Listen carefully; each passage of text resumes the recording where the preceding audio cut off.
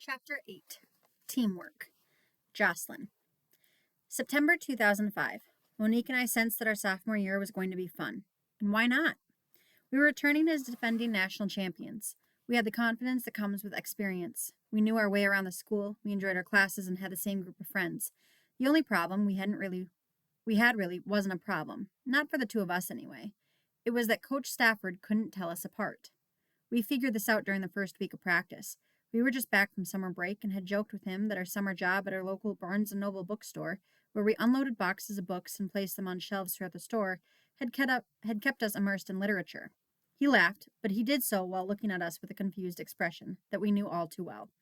He had no idea whether I was Monique or Jocelyn. The reason was that I'd come to school the previous year with a pretty visible scar on my forehead, the result of a bad collision on the soccer field that had resulted in 24 stitches.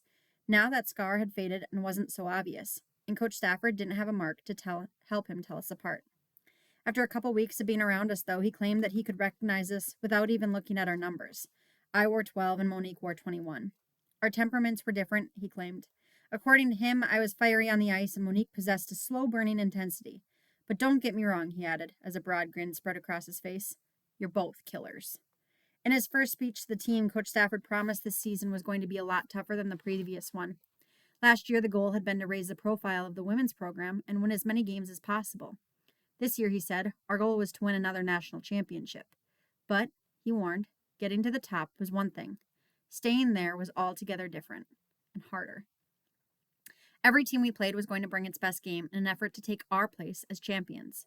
It wasn't going to be easy for them. We were determined to not lose, not a game, and certainly not the national championship. It might look like we were unbeatable, thanks to the arrival of our super talented freshman, Brianna Decker, a future Olympic teammate of ours, who added power to an already loaded lineup that included 5 seniors heading to D1 programs. By mid-December, we were 20 games into the season and joined what the local paper called overwhelming success. It was fun. The team played at a high level, and Monique and I were among the leaders in nearly every category, including penalty minutes. As Coach Stafford pointed out, the team didn't benefit in any way if we were in the penalty box, and our opposition had an advantage on the ice. I'm not going to tell you to play any less physical, he said, but you need to understand how to be physical within the realities of the teams we play and the refs who work the games. The rules don't change, but each game is different, and you have to be able to read that and make adjustments. Coach Stafford was a great teacher. He could get deeply philosophical about the game, sometimes sounding downright mystical, and other times sounded endearingly old school, like our dad.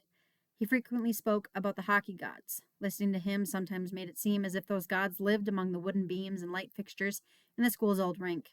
They finished building a new one that year, gazing down on us in judgment as we went through our drills and practice. We respected him in a way that probably ruined it for most of our future coaches. Both his knowledge and temperament opened the door for him to speak to us with an honesty that we knew was intended solely to make us better hockey players and people. He took advantage of it. One day, following a game that we had won, but not in a way that pleased him, he said, "You guys just want to Hulk Hogan through everything, and that's not the way it works." He saw that we didn't understand his reference, but he continued anyways. You can't Hulk through it. You can't do it all yourself. You have teammates for a reason. You can't dismiss what they bring. Trust them. Use them. Although we considered ourselves consummate team players, it was maybe too easy for us to occasionally slip into a pattern of play where we relied on each other, as we'd done all our lives. With us, we always knew what the other one would do or where she would be. It was intuitive, and it was definitely an advantage. But Coach Stafford wanted us to understand that this intuition had its limits. Looking for our teammates would create even more opportunities. As Michael Jordan once said, individuals can win games, but teamwork is the only way to win championships. Monique. We won the state championship in front of a good-sized crowd in Bloomington. As we did the previous year, when we were presented with the state championship trophy, the captains accepted it. We took a team picture with it, but none of us touched it. That wasn't the trophy we wanted. Just like we had seen NHL teams do in the playoffs for so many years, teams would win the conference title, but no one would touch the trophy. Instead, they looked forward to what was next, a chance to hoist the Stanley Cup.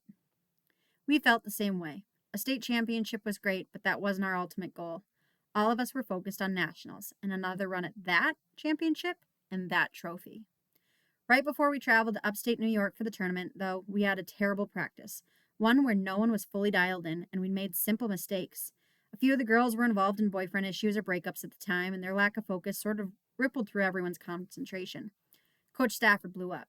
With all of us looking, he spun around and smashed his stick into the glass. "We leave for nationals in a couple of days, and you guys are playing like a bunch of girls," he hissed. We were stunned. I turned to Jocelyn and muttered, "Holy shit, he's mad." Coach Stafford never lost his temper like that, and he never fell back on our gender when he coached us. But he wasn't finished. "You aren't girls," he continued. "You're athletes. You're hockey players. Out here, you need to perform like hockey players. You need to be athletes. You can't act like a bunch of girls." And I think what he also meant to say was, don't act the way other people expect you to act because you are girls. We knew what he meant, and I honestly don't think anyone took offense at his remarks. It was so out of character, in fact, that we had to hold ourselves back from laughing nervously.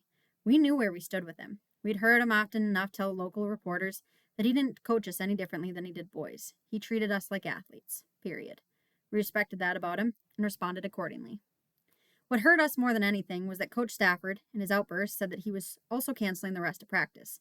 It was the cliche of, "I'm not mad, I'm just disappointed."